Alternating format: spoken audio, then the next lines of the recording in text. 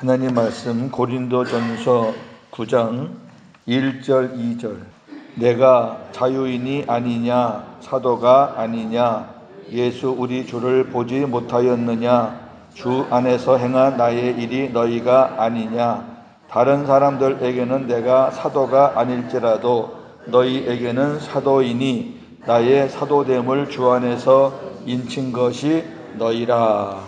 아멘. 이 고린도전서 9장은 교회를 섬기는 중직자들, 특히 모든 교인들이 알아야 되겠지만 중직자들이 꼭 알아야 될 장이니까 중직자들은 9장 끝날 때까지 빠지시지 마세요. 여기 보면은 목회자를 어떻게 섬긴다, 또 목회자는 교회를 어떻게 섬긴다, 서로 상관관계, 이거 다 상관관계예요. 이 도를 벗어나면 안 돼요. 목회자가 교회에다가 너무 무리하게 해서도 안 되고, 또 교회가 목회자를 너무 또 서운하게 해서도 안 되고, 서로 상관관계예요. 그런 부분들, 그 다음에 교회 안에 이 내부 총질을 하는 게 있잖아요. 우리가 어느 공동체가 무너지는 거는 이 외부에서 총질해서 무너지는 건 없어요. 외부 총질하면은 이 내부에 있는 사람들은 더 단합돼요. 근데 내부에서 총질을 하면 이거는 감당이 안 돼요.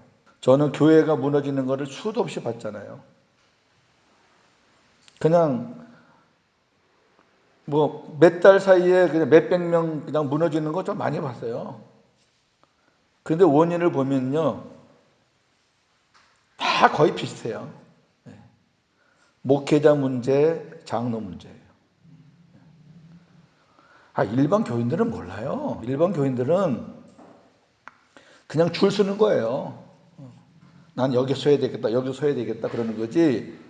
일반 교인들이 무슨 직접적인 죄가 있겠어요. 그냥 동참하는 것 뿐이지. 그 주동은 다 목회자들이에요. 그리고 목회자들한테 매여있는 당회원들. 특히 요즘에 제일 심하게 일어나는 것은 원로 목사와 후임 목사 문제. 저도 그중에 피해자인 사람이지만 그런 문제들이 많아요. 그리고 담임 목사와 부목사 간의 문제. 거기서 파생돼요. 어떻든. 그 자기들끼리 막 내부 총질하니까 다 죽는 거죠. 뭐. 교인들은 고래 싸움에 새우등 터지는 시기예요. 그런 부분들을 여기 우리 9장에서 많이 정확하게 다루고 있으니까 한번 잘 새겨보시고, 이 고린도 교회도 같았어요. 사도 바울을 비방하는 자들이 다른 사람들이 아니에요. 그 선생들이에요, 선생들. 왜 사도 바울만 참 사도고 우리는 왜 아닌데 하면서 사도 바울의 흠집을 잡아내는 거예요. 사도 바울의 과거를 들먹이는 거예요. 옛날에 그 예수 믿는 사람들 잡아 가두는 사람이었다. 뭐 그런 사람이 무슨 사도냐.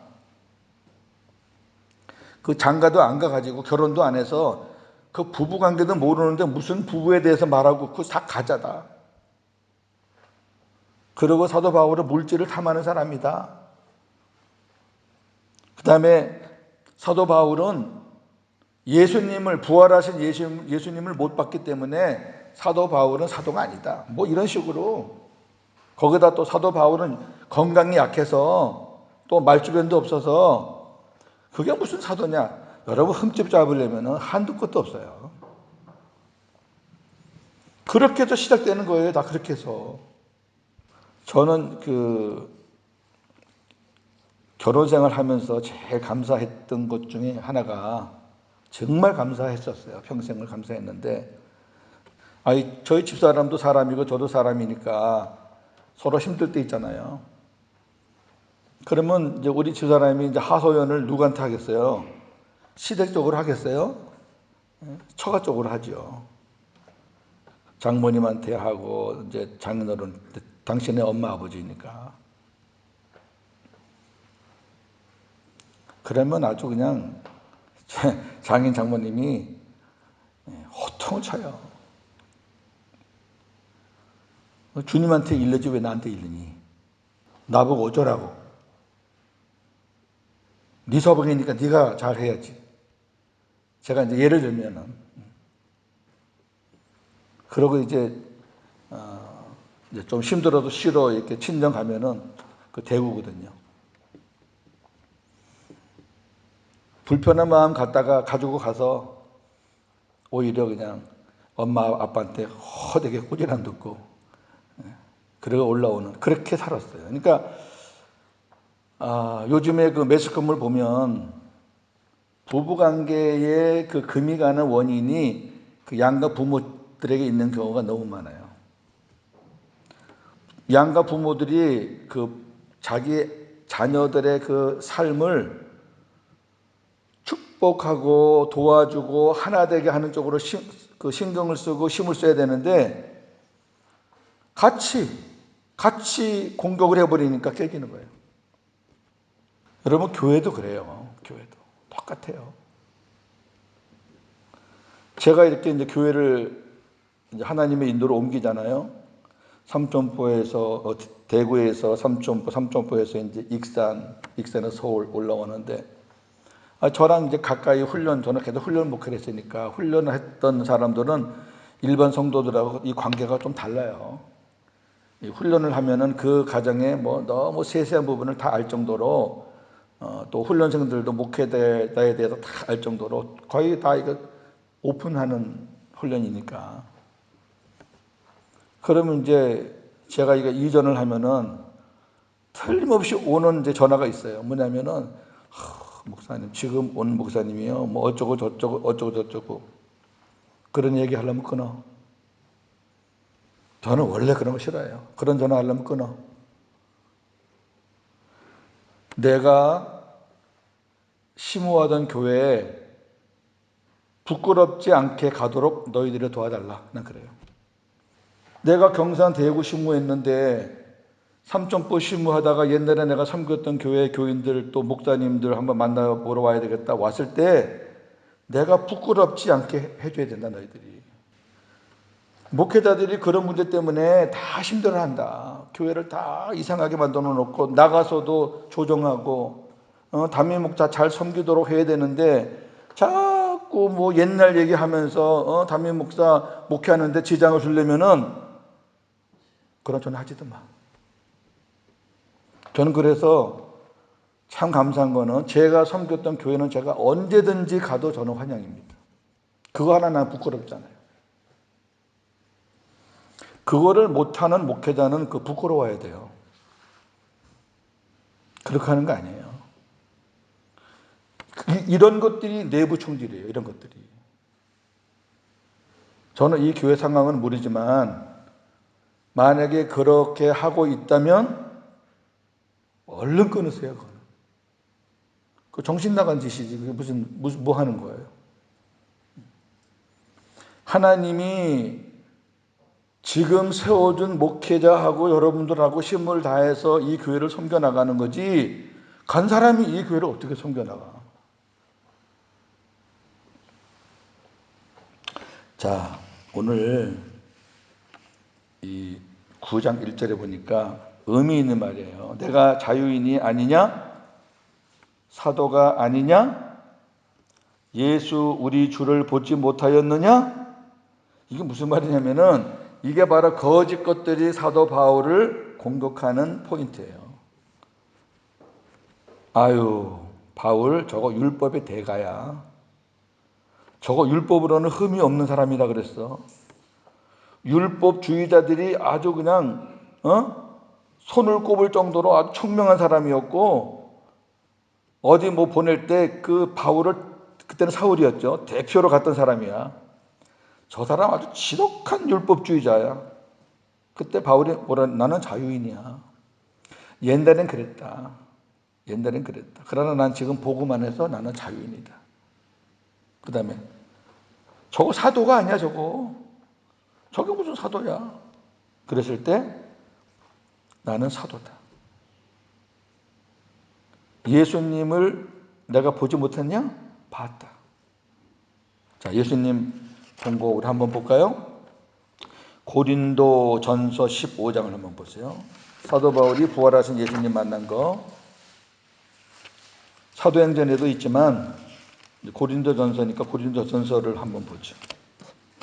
고린도 전서 15장 4절에서 8절까지 같이 보겠습니다. 장사 지낸 바 되셨다가 성경대로 사흘 만에 다시 살아나사 게바에게 보이시고 후에 12 제자에게와 그 후에 500여 형제에게 일시에 보이셨나니 그 중에 지금까지 대다수는 살아있고 어떤 사람들은 잠들었으며 그 후에 야고보에게 보이셨으며 그 후에 모든 사도에게와 맨 나중에 만삭되지 못하여 난 자 같은 내게도 보이셨느니라 그랬어요.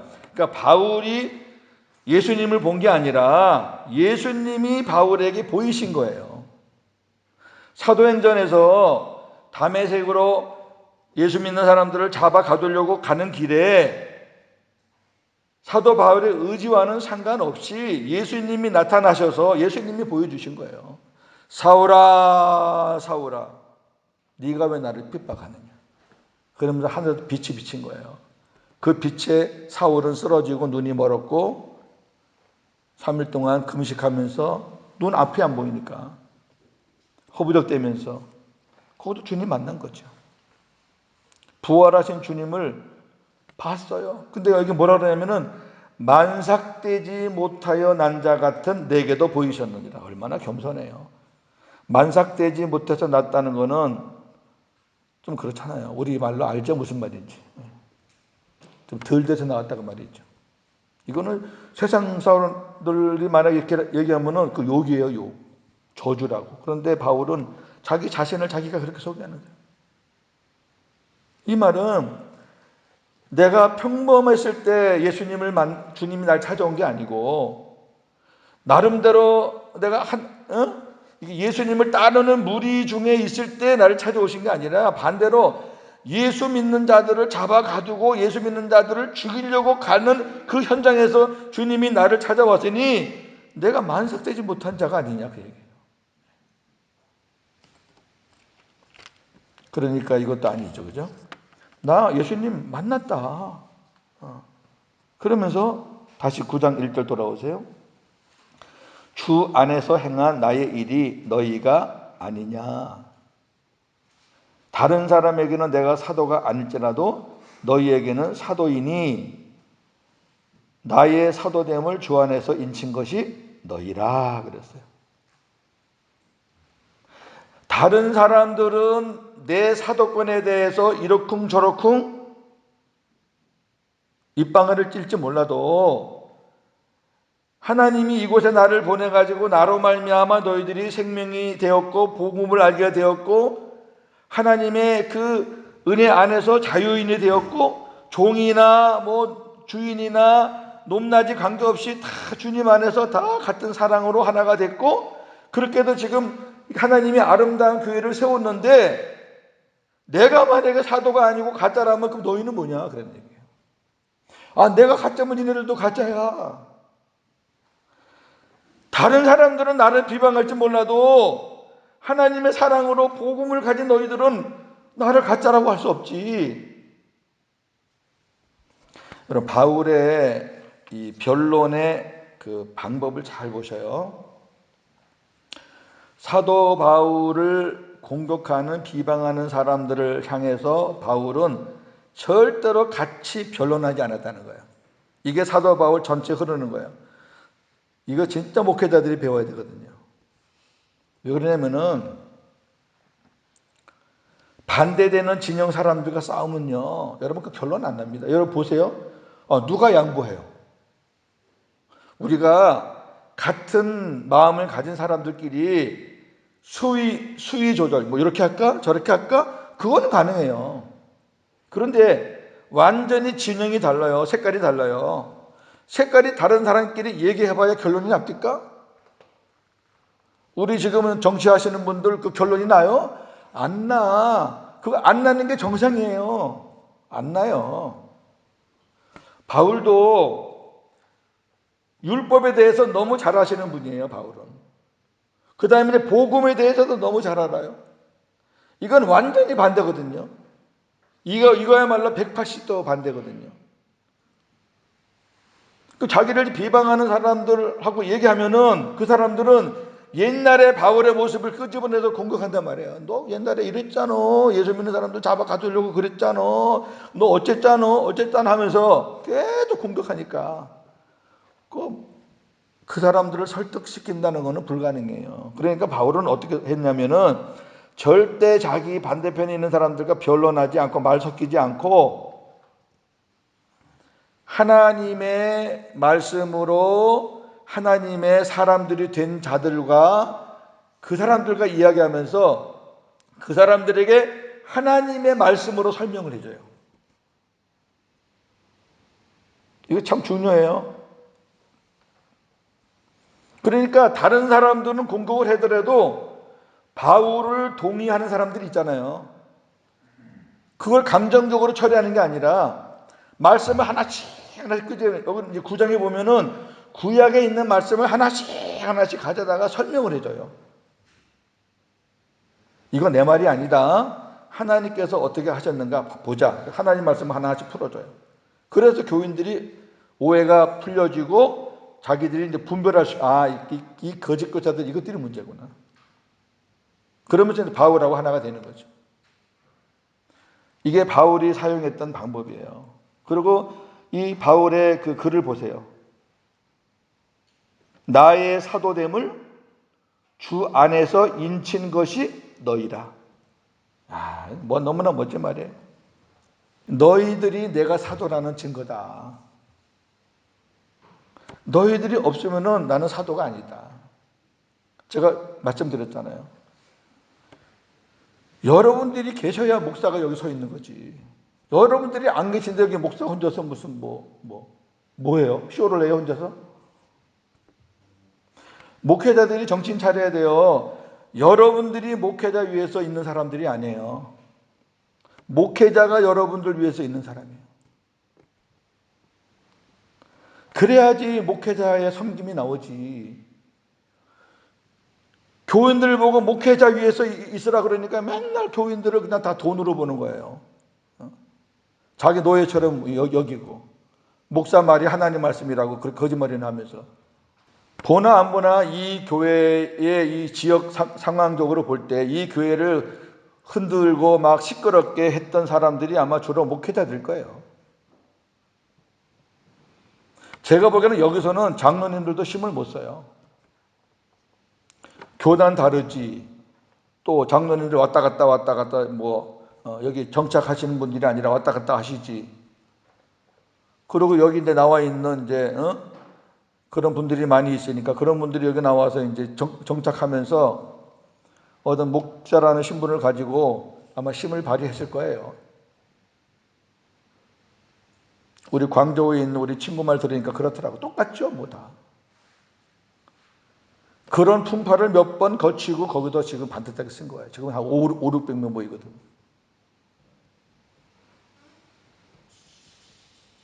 어떻게 보면 저는 장로님들도 일반 교우들도 다 피해자예요. 그러니까 제가 첫 시간에 그랬잖아요. 이 모든 잘못은 목회자에게 있습니다. 제가 대표해서 대리로 죄송하다고 사과드립니다. 제가 그랬잖아요. 교인들은 몰라요. 교인들은 그냥 목회자 하는 대로 따라가는 거고 목회자 말이 하나님 말씀인 줄 알고 그냥 아멘 하면서 그걸 지키는 거지 생명 지키는 거 교회 지키는 거 알고 그게 율법인지 복음인지도 모르고 그게 사람 말인지 하나님 말씀인지도 모르고 그랬던 거 아닌가요? 제가 잘못 봤나요?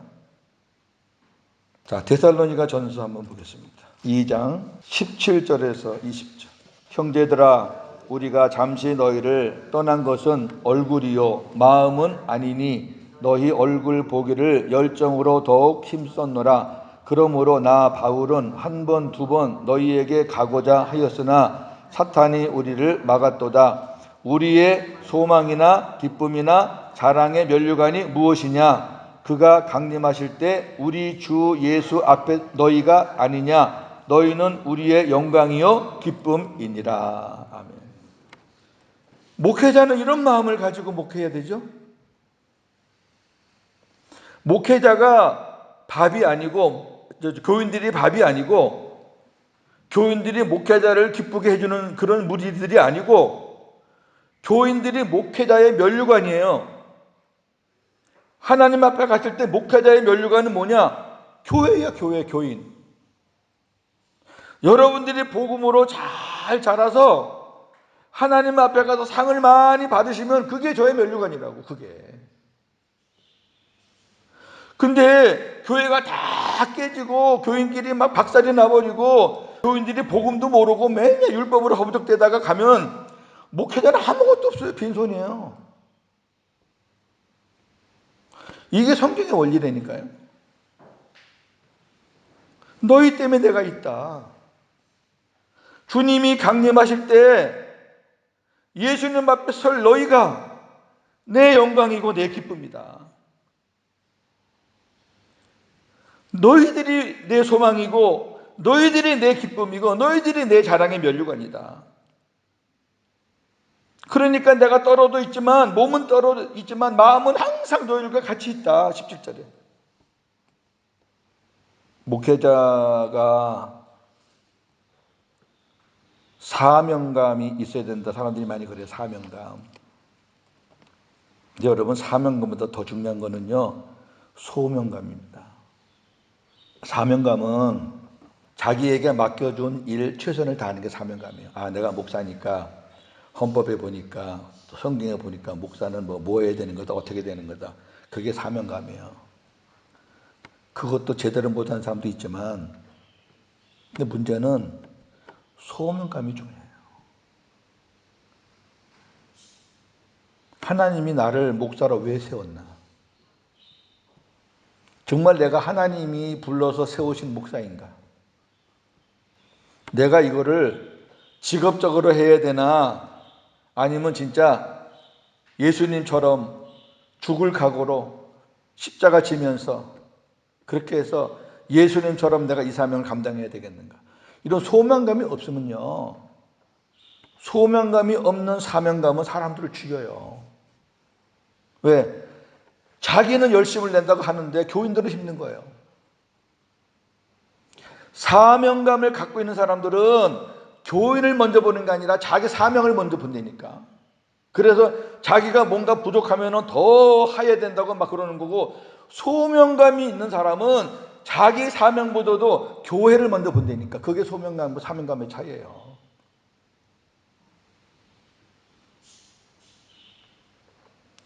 여러분, 사꾼 목자라는 거 들어봤잖아요. 요한복음 10장에 사꾼이 나와요. 사꾼은 뭐냐면은 돈을 받은 만큼 일하는 사람이에요.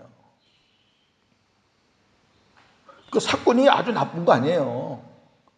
돈을 받은 만큼 일하는 사람이에요. 나는 교회에서 사례를 몇백만 원 받으니까 아유, 뭐 이 받은 만큼만 일해야지. 사꾼이에요.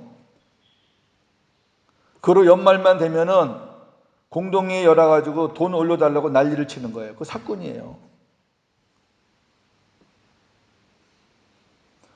공동회의 때 시험 드는 게 절반 정도는 그거예요. 목회자를 어떻게 대우해 주느냐. 그런 문제 갖고 시끄러운 거예요. 그 사건이지. 왜 목사가 돈 갖고 장난을 쳐요? 왜 돈 갖고 얘기를 해요? 그건 사건이에요. 우리 예수님이 사건이에요? 아니잖아요. 바로 사꾼 목사들이 사명감을 가진 사람들이에요. 내가 받은 사명은, 내가 할 일은 여기까지, 자기 마음대로 정하는 거예요. 그러나 소명감이 있는 사람은 사꾼 목사가 될 수가 없어요. 교회에서 형편대로 주는 거죠. 교회가 넉넉하면 좀 더 받고, 교회가 상황이 부족하면 좀 덜 받고 하는 거지. 그게 무슨 대단해요? 바꿔 나가면은 목회자들이 자기 연봉 갖고 그 목회자 서열을 따져요. 그거는 율법으로 사는 사람들의 세계고. 제가 한 달 전쯤 우리 교장 선생님 얘기 한번 했죠. 23년 동안 여기 살면서 차 한 대도 없어가지고, 아이고, 출근할 때 되면은 그냥 다른 선생님들 먼저 보내느라고 맨날 못 나가시거나 뒤에 나가시거나 뭐 오후에 가시거나 또 때로는 급하면 택시 타고 올라가시거나 그런 거 봐서 참 안타까웠다고 제가 한번 얘기했잖아요. 또 기도하던 중에 또 하나님이 이렇게 기회를 주셔서 조그만 차 한 대, 중간 차 한 대 샀어요. 예. 이번 주부터 지금 그거 타고 왔다 갔다 합니다. 새벽에. 앉으면 머리 닿는 조그만 차예요. 우선 이제 연습 삼아 좀 손에 익히려고 그렇게 샀는데, 교장 선생님이 그런 조그만 차 타고 다니면 사람이 우습게 보이나요? 전 반대예요. 야, 교장 선생님이 이런 차도 탈 수 있구나. 아, 참 존경스럽다. 여러분 그렇게 보이지는 않나요? 그 왜 사람들이 자기 집은 없으면서 차는 좋은 거 살려고 그러고, 교회는 100명도 안 되는데 외제차를 끌고 다니고, 그 왜 그래요? 그렇게 타고 다니면은 뭐 사람이 뭐 거룩하게 보이나요? 우리 이제 그런 거 다 내려놓자고요. 아니, 말씀이 아닌데 왜 자꾸 세상 풍습에 따라가요? 말씀이 아닌데. 이제 이런 내용들이 여기 9장에 줄비해요. 한번 여러분 쭉 읽어오세요. 읽어보시면 제 설교가 훨씬 더 듣기 좋아요. 오늘 여기까지만 할게요. 자, 정리합니다. 교회 안에서 문제를 일으키는 것들은 그 지도자를 시기 질투하는, 그리고 교회를 자꾸 분열시키려는 의도, 그리고 몇 사람이라도 자기 편을 만들려고 하는 그런 무리들. 안 됩니다. 제가 뭐 언제까지 여기서 말씀을 전할지는 몰라도 제가 말씀을 전하고 있는 한은 그런 건 안 됩니다. 제가 지난번에 말씀드렸잖아요. 어느 분이 그 말씀을 듣고 굉장히 좋아했다 그러던데, 여러분들이 저한테 밥을 100번 사도 저는 그 100번 산 사람 편 아닙니다. 그분이 누구든지 성경적으로 바르게 하면 차 한 잔 안 사도 제가 그분 편에서 도와드립니다. 성경적으로 안 하고 인간적으로 하는데 제가 왜 그분을 도와줍니까? 여러분도 마찬가지. 여러분도 목회자가 하는 게 성경적이 아니면은 저 도와주지 마세요. 여러분이 안 도와줘도 뭐 세상적으로 도와줄 사람들이 있어요. 그러니까 성경적으로 안 하면 도와주지 않아도 돼요. 그러나 목회자가 어떻게든지 말씀으로 바르게 하려고 애쓰고 복음으로 교회를 살려보려고 하면은 여러분들이 협력해 주세요. 그래야 쓰는 거지. 그래야 여러분들이 자라야 저도 하나님 앞에 가서 제 면류관이 있잖아요. 여러분, 목사는 다른 데서 면류관 찾는 거 아니에요. 교회에서 목사는 면류관이 있는 거예요. 우리 외국인 교회가 하나님의 사람으로 만들어져 가지고 진짜 각자가 한 사람이 교회로서 사명을 잘 감당하면서 세상에 영향력을 끼치며 복음을 전하며 하나님의 사람 그렇게 살면은 나중에 하나님 앞에 갔을 때 제가 상 받는 거예요. 여러분들이 사는 거 저는 다 몰라. 그래도 하나님께서 야, 너 외국인 교회 있을 때, 너 한국의 어느 교회 있을 때, 너한테 훈련받은 사람들이, 말씀을 들은 사람들이 많이 생명이 자라 이렇게 했으니까 야, 너 수고했다. 너 면류관. 아니, 그거 갖고 목사가 받지. 목사가 뭐 큰 차 타고 돈 많이 받고 큰 집 살았다고 상 받난 말이에요. 오히려 그런 거 받은 사람들은 없지. 가지도 못할 수도 있고.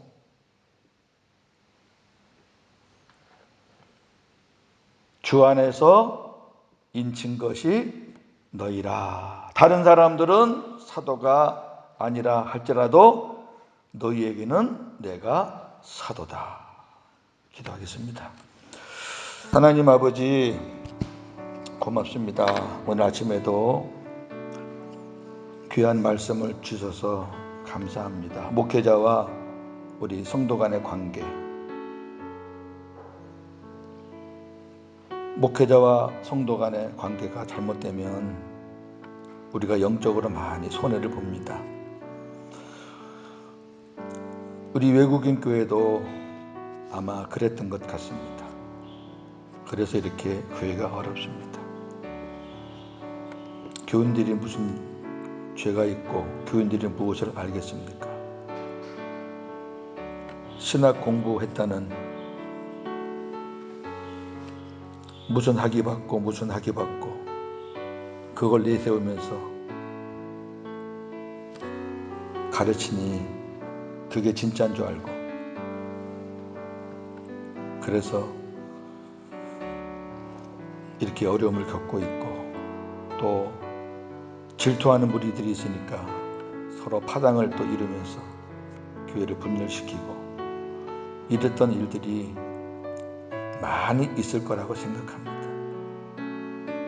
한국에 있는 교회나 여기 있는 교회나 뭐 똑같지 않겠습니까? 다 지도층에 있는 사람들의 문제지.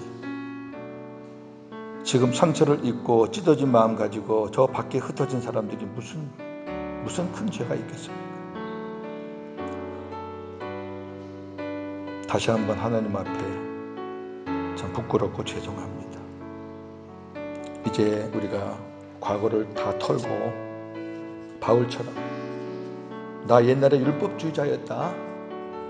그런데 이제 나 복음으로 자유롭다. 우리들도 예 하나님, 저희들 옛날에 율법으로 살았어요. 너무너무 힘들었어요. 그런데 이제 우리가 복음으로 사니까 너무 행복하고 좋아요. 옛날 거 다 털어버리렵니다. 옛날의 찌꺼기를 다 차단시키렵니다. 이제는 주님하고만, 이제는 사람이 아닌 주님하고만, 고윤재 목사가 아닌 고윤재 목사가 전하고 가르쳐주는 그 주님하고만 행복하게 살겠습니다. 그리고 주님께부터 영향을 공급받아 주님이 기뻐하시는 사람으로 만들어져 가기를 소망합니다. 이런 마음으로 살아갈 때 우리 교회도 살고 목회자도 하나님 앞에 가서 잘했다 칭찬받을 근거도 있고, 저도 우리 교회 때문에 면류관도 받고 상도 받고 칭찬도 받고 얼마나 좋겠습니까? 다시 주님 앞에 기도합니다. 마지막 주님 앞에 갈 때까지 사건 목자 되지 않게 하시고 예수님 따라가는, 참 목자 되시는 예수님 따라가는 주님의 마음으로 목회할 수 있도록 도와주시옵소서. 예수님의 이름으로 기도합니다. 아멘.